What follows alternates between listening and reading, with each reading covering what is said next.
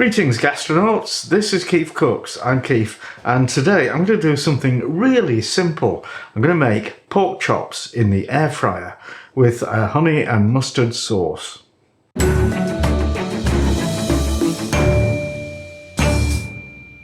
I've got no background information, no shout outs, no palaver whatsoever to do for this, so if you enjoy this video, give it a like, share, subscribe, etc. And let's get on with it. Pork chops in the air fryer. Ta-da!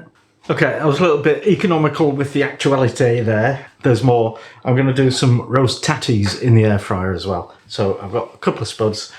I'll cut the nasty bits off and I'm going to peel. Some people like to have skin on their chips or, you know, French fries, home fries. But for roasties, it's just not right. You just got to get rid of the skin. Sorry.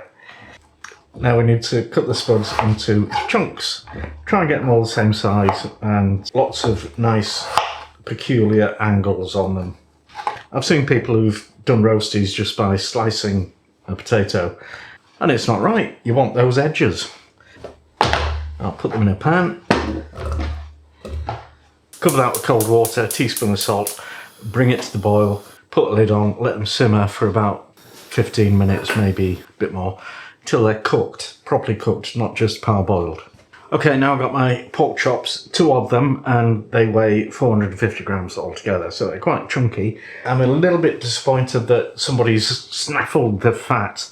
There's not a lot of fat on the edge of these, which I would have liked a lot more, but c'est la vie. So give them a squidge with spray oil. And then season them. You could just use salt and pepper. I'm actually using this piri piri seasoning because I always forget I've got it and I don't use it. And it contains salt and pepper, so I don't need to do that separately. You can use pretty much anything you want, you know. Smoked paprika would be good. Sage, thyme, oregano, chili, stuff like that. We're just waiting for the spuds to be cooked before we continue with the oven. Alright, commercial break. This air fryer oven was given to me as a sample for review. So I made a video of that before Christmas, I think. It's still going strong, I still like it, and they've dropped the price, so it was a bit pricey before. It's a bit less pricey now. So on Amazon, I'll put all the links down below and you'll get a discount if you put the code in. And I get commission. Right, the tatties are cooked, possibly a little overcooked. So we'll take them out of the water, into a colander, give them a bit of a shake to roughen up the edges so the fat sticks and you get more crunchiness going on. Yeah, you do. Okay, I'm going to heat the oven to 200 degrees Celsius because it's an air fryer. If you're doing this in a normal oven, conventional oven, it would be 220 Celsius. Convection oven is the same as the air fryer. So I'll just pop some fat in a tray.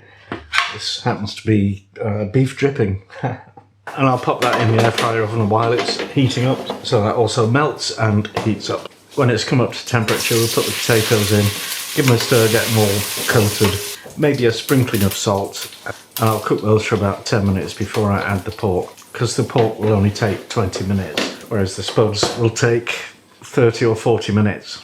And after 10 minutes we'll turn the tatties over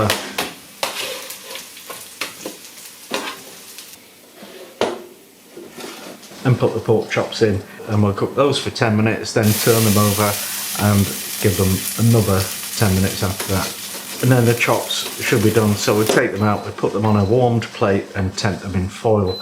If you are worried about the chops being cooked, you can test them with a thermometer and they should be at least 63 degrees Celsius. And they should be at that temperature for at least 3 minutes. I've got some Tenderstem Broccoli, so I'll give that a bit of a squirt with the spray oil. And a little sprinkle of fine salt. Then we'll pop that in, and that will want about 10 minutes in the air fryer oven. Now I'm going to make the sauce, so I've got a big lump of butter melting in a saucepan. Now I'll stir in the same amount of flour, mix that together to form a paste, a roux, let that cook for a minute or so, and then we'll add a bit of milk, and then some mustard, couple of teaspoons, and the same amount of honey. Give that a stir, let it cook and thicken up, and then give it a taste, and maybe add salt and pepper if you think it needs it. But I don't think it will, because it's supposed to be sweet and sharp. By the way, the mustard, it's probably best if you use Dijon. I've actually run out, so I'm using whole grain mustard, which is, I think, is actually Dijon mustard with whole grains of mustard seed in it. English mustard would be too strong, and American mustard would be too weak. So there you go, easy decision. Right, let's dish this up, take photos, and have a taste test.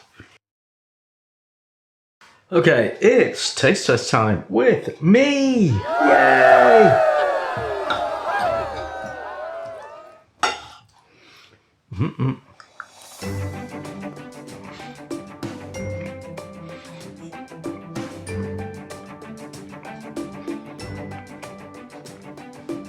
Okay, the pork is nice and juicy,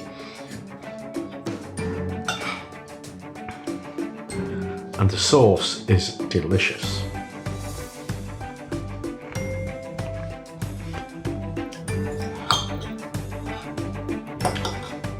Oh yeah, broccoli is really good as well. That's a great way to cook a vegetable, actually. Just forget about boiling them. Yep, what can I say?